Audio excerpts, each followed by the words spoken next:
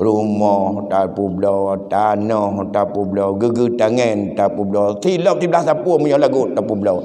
30 juta teman. Utang bagap diganya tentu 20, tentu 20. Menya anu hanai bayar yang 20 nya.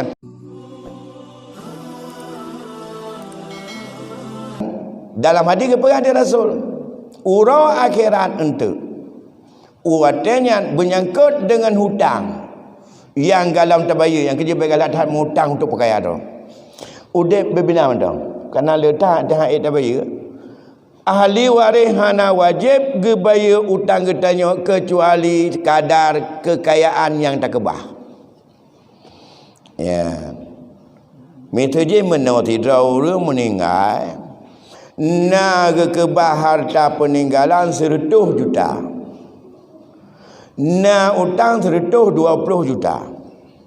Sama dengan ahli waris yang nak kebah putaka, yang nak kebah hutang. Ubena peng yang 100 juta wajib bayar hutang. Wajib bayar hutang. Haram paju. Rumah wajib pula rumahnya bayar hutang. Kemapat tak duk. Ya duk dia you tutu dia gimana dalam kaidin bapa kecil 2 melatah. Karena anak kebah rumah.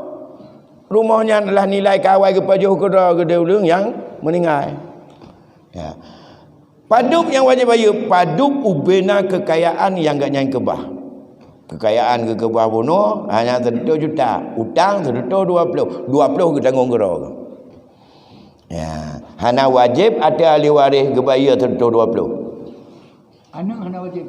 Hana wajib ibayar harta yang kekebahnya. Ya, yang kerja baik galak-galak tak mutang yang umpuk ya anak. Menyahai bayar hana mendosa ada anak. Tapi menyahana sayang ke ya atas sebagai kebaikan dibayar lebih jerah. Kenapa kan? Ruhul mukmin kata Rasul.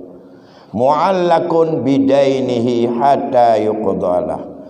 Roh orang mukminnya terkatung-katung dengan sebab hutangnya. Hatta yuqdalah sampai hutang itu ditunaikan. Benar wajib dengan ahli waris tunai.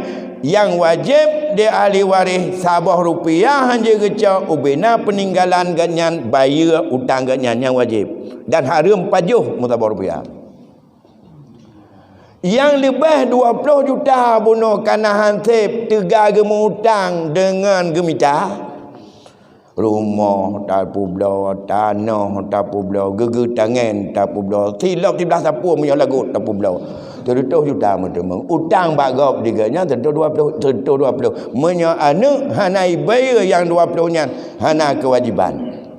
Tapi menyaitim berbuat baik kurang cik je. Maksudnya hana kewajiban, hana berdosa.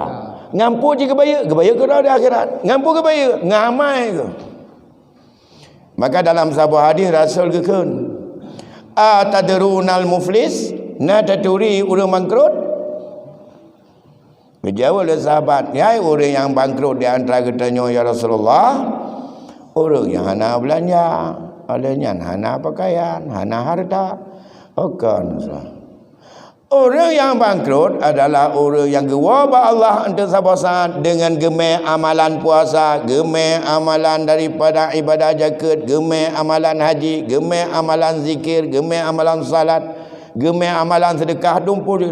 Tapi gemeh cit diganyan pertama adalah perbuatan yang gepengen orang lain, gemeh harta orang lain yang gecok dengan hanasah. Dan masuk gemeh utang yang hanangan bayar lepas hutang.